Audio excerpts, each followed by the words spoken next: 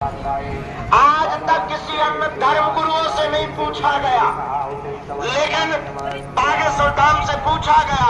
पर हम तुम्हें बता दें, सच्चाई छिप नहीं सकती बनावट के उसूलों से, खुशबू आ नहीं सकती कागज के फूलों से। और मेरे पागलों, आज तक के इतिहास में हनुमान जी की ऐसी चली, लंका में भी इन्होंने झंडा गाड़ा, अब तो लंदन में, नेपाल में, अमेरिका में भी करने वाला है। और तुम्हें हम गर्व से कह सकते हैं, जितने बागेश्वर धाम के लोग हैं, तुम सीना तान के चला करो। हम जब तक जिएंगे तब तक ऐसा काम करेंगे कि तुम भी गर्व से कहोगे हम बागेश्वर वाले हैं। लेकिन हमारी प्रार्थना है, तुम हमारे पीछे मत पड़ो, भाग जाओ यहाँ से, उठ जाओ। कहां धूप में बैठे तुम, जाओ वापस। और भी गुरु हैं, उनके चरणों को पकड़ो, हमारे चक्कर में मत पड़ो तुम। हम तो नालायक हैं, मूर्ख हैं, हम तो अज्ञानी हैं। हमारे जैसे पापियों के पीछे तुम समय बर्बाद कर रहे, टाइम बर्बाद कर रहे, धक्के खा रहे हो। उठ जाओ, जाओ वापस। तुम्हारे लिए गुरुओं की कमी नहीं है, तुम्हारे लिए दरबारों की कमी नहीं है।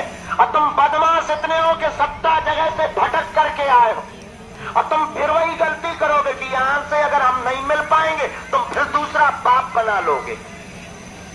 इसलिए हमारी प्रार्थना है, तुम परेशान भी इसलिए हो, तुम हमारे चक्कर में मत पड़ो, तुम्हें पढ़ना ही है। तो जिनके बल पर हमने कृपा को पाया, जिनके बल पर हम धर्म विरोधियों को ललकारते हैं, जिनके बल पर हम तुम्हारे संकटों की, विपत्तियों की डेट बता देते हैं, तुम भी उन्हीं बागेश्वर बालाजी के चरणों से जुड़ जाओ।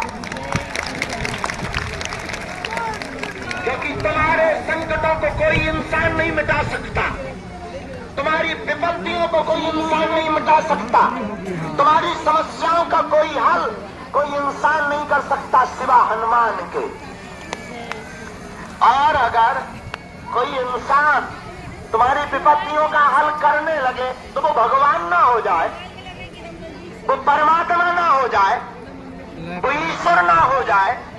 गुरु के नाते कोई रास्ता दे सकता है। इस देश में गुरु बहुत है, तुम्हें रास्ता दे सकते हैं, समाधान के लिए तुम्हें खुद चलना पड़ेगा।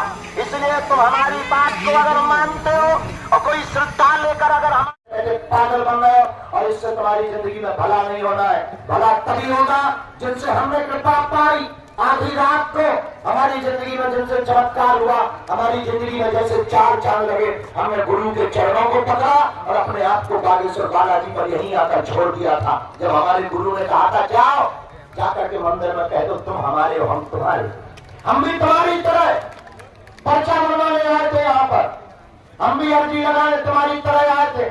तुम जैसे रोते रहते हो, हम भी अपने दादा गुरु सामने, हमारा महापुरुष, हमारा गुरु दादा गुरु जी ऊपर झोपड़ी बनाकर रहते थे। उस जमाने में भी बड़े बड़े IAS IPS आते थे, बड़े बड़े अधिकारी आते थे, और हम भी यही मंदिर के ऊपर एक छोटी सी झोपड़ी में दादा गुरु जी रहते थे। और हम भी तुम्हारी तरह जाकर के खड़े हो गए थे, रो रहे थे, बरसात का मौसम था, भूख से बड़े विचलित थे।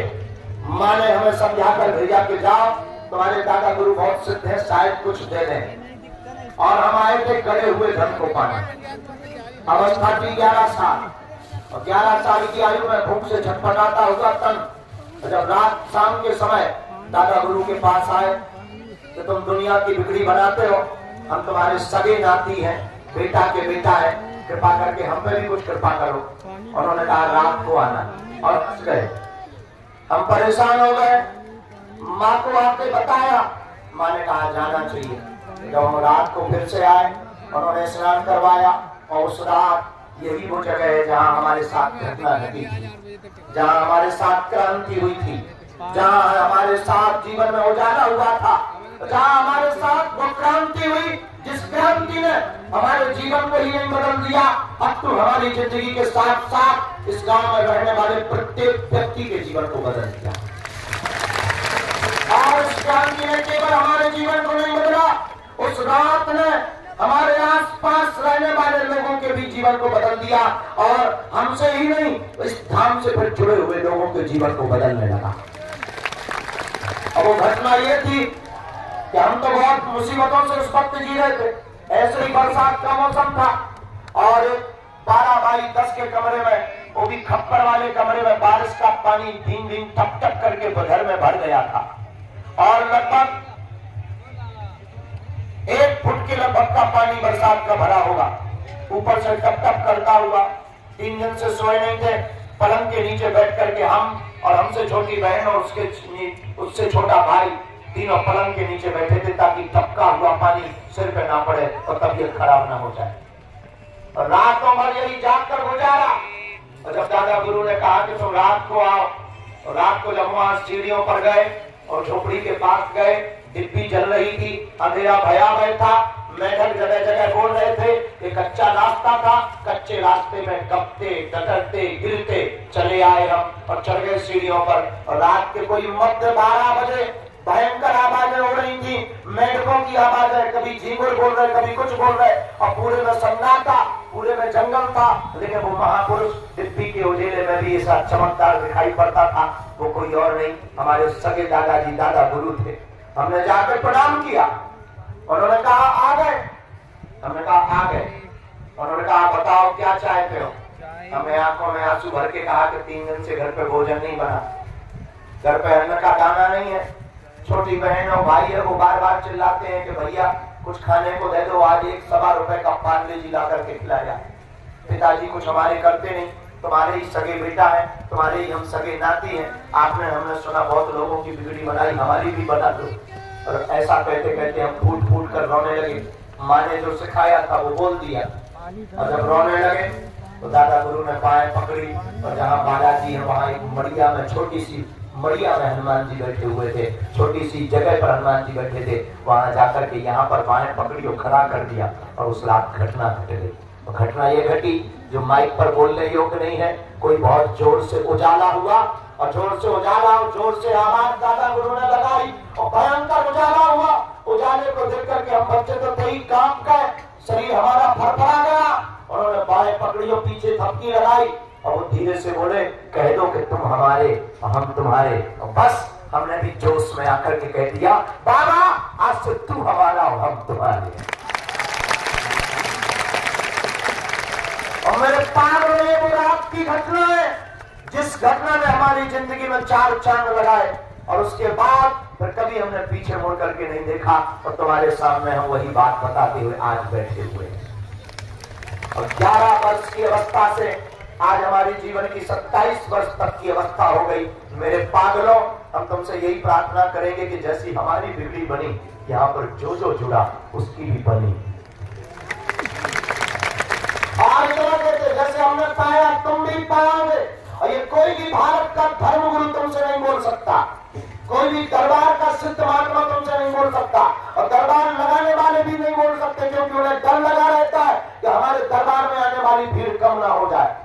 उन्हें डर लगा रहता है उनकी चरित्र कम ना हो जाए, उन्हें डर लगा रहता है कि हमारी मान्यता कम ना हो जाए, हमारा यश कीर्ति कम ना हो जाए। लेकिन भारत के लोगों, हम तुम्हें दरबार में भीड़ छोड़ने के लिए नहीं बुलाते, तुम हमारे पास बिल्कुल मत आना। हम तुम्हें जगाने के लिए बुलाते कि तुम हमसे मत जुड़ो, जुड़ना ही है तो जिनसे हमने कृपा पाई तुम भी उन्हीं बालाजी के चरणों से जुड़ जाओ। ये बात हम इसलिए भी बोलते कि हमें दरबारों की आवश्यकता नहीं, हमें भीड़ की आवश्यकता नहीं। हम तुमसे दान लेते नहीं है तो हमारी कोई स्वार्थ है नहीं, ना तो तुमसे दान लेते हैं, ना तुमसे हमें सम्मान की आवश्यकता। तुम हमें गाली भी दो तब भी हमारी मुस्कुराहट तुम गायब नहीं कर पाओगे।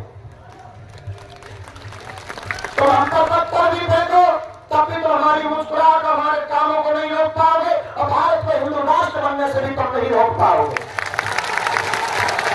और तुम हमको मारने की भी साजिशें कर लो, जैसा कि अभी तक हली उल्लाह करने वालों ने तरह तरह की साजिशें की, तरह तरह के प्लान किए, और तरह तरह के षड्यंत्र किए, और तरह तरह से मीडिया और तरह तरह से मोबाइल और तरह तरह से प्लांटेड लोगों को थाम पर भेजा, लेकिन आज तक बाल बांका नहीं हुआ। क्यों? क्योंकि हम जो है हम वही रहेंगे, न कल बदले थे, न आज बदले, न कल बदलेंगे।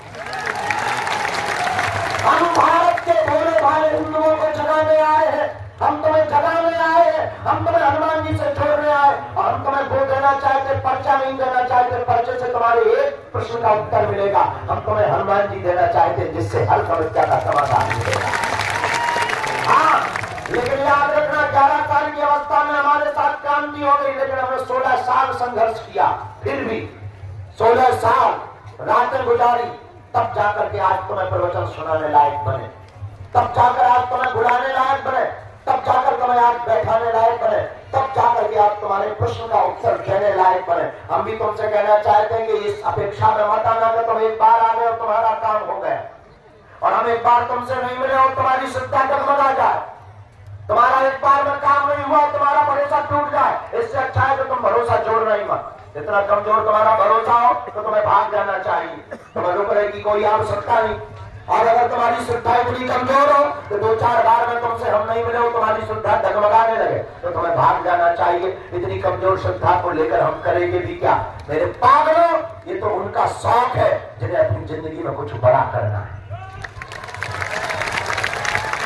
वरना तुम्हें धर्म गुरुओं की जब कमी नहीं है, चले जाओ दूसरे दरबारों में, उठ जाओ, भाग जाओ, तुम्हें जहां जाना है जाओ, आओ तो बैल कम, ना आओ तो भीड़ कम। लेकिन हम तुमसे प्रार्थना करेंगे, हम तुम्हारा पीछा नहीं छोड़ेंगे। इसलिए नहीं छोड़ेंगे क्योंकि हम तुम्हारी आंखों में आंसू नहीं देख सकते। हम तुम्हें जगा कर मानेंगे, हम तुम्हें हनुमान जी का बनाकर मानेंगे,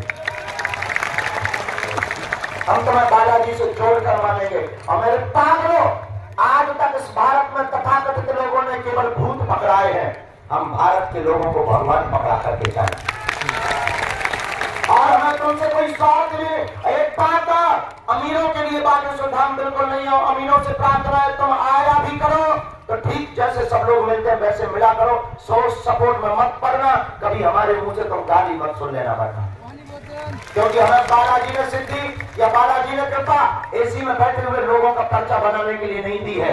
हमें बालाजी ने सिद्धि या कृपा बड़े बड़े पदों पर बैठे हुए कुर्सी को तोड़ने वाले लोगों का पर्चा बनाने के लिए नहीं दी है। हमें बालाजी ने कृपा उनके लिए दी है जिनका कोई नहीं है, जो किराया उधार उठा करके आते हैं और पैदल चल करके आते हैं। और हमारी प्रार्थना है अमीरों से, आओ कोई दिक्कत नहीं, हमें तुमसे कोई बुराई नहीं है, पर वैसे ही आया करो जैसे सब आते हैं। 3 चीजें तो घर पर रखकर आया करो।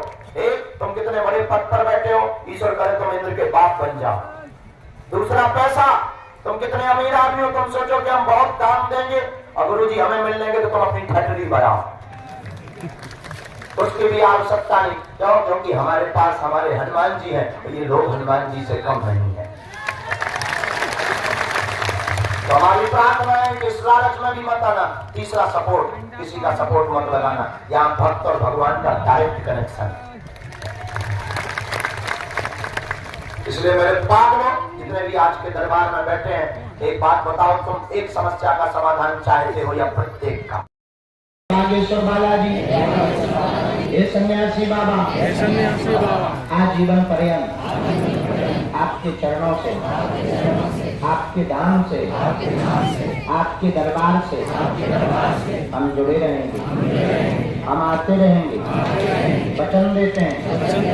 परंतु हमारी अधीश, हमारी अधीश, हमारी अधीश मन मन बालाजी को प्रणाम, सन्यासी बाबा को प्रणाम। हमारे साथ बोलेंगे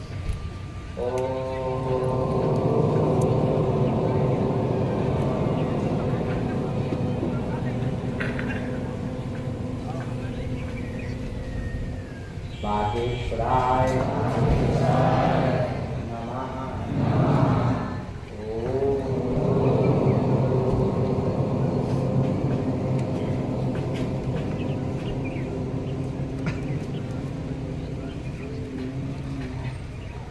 बागेश्वराय नमः।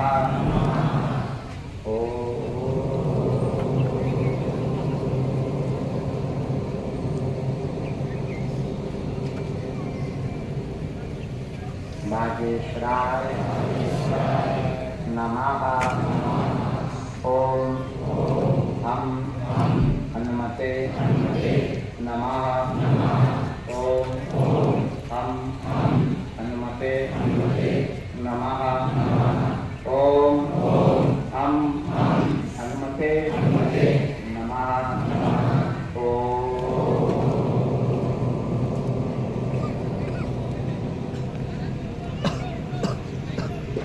सन्यासी देवाय नमः।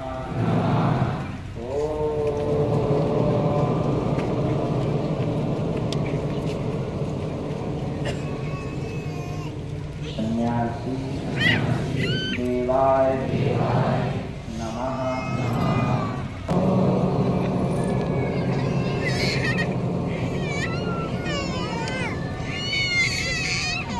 सन्यासी देवाय नमः। मणिमन वाला जी को प्रणाम करें, सन्यासी बाबा को प्रणाम करें। इसके पास बाबू से सारा दिया सन्यासी बाबा का दिया हुआ यह ऐसा अतिश्वर अटूट उपाय है जिन भक्तों की परेशानी बनता से मिलना नहीं हो पाता। अगर इस उपाय को करें, लहसुन प्याज मांस मंगला बंद कर दें तो बिना पर्चा बनेगी काम सफल। अर्जी स्वीकार। अब जो भी अर्जी लेकर आए हो आपके घर पर सेना पहुंच जाएगी।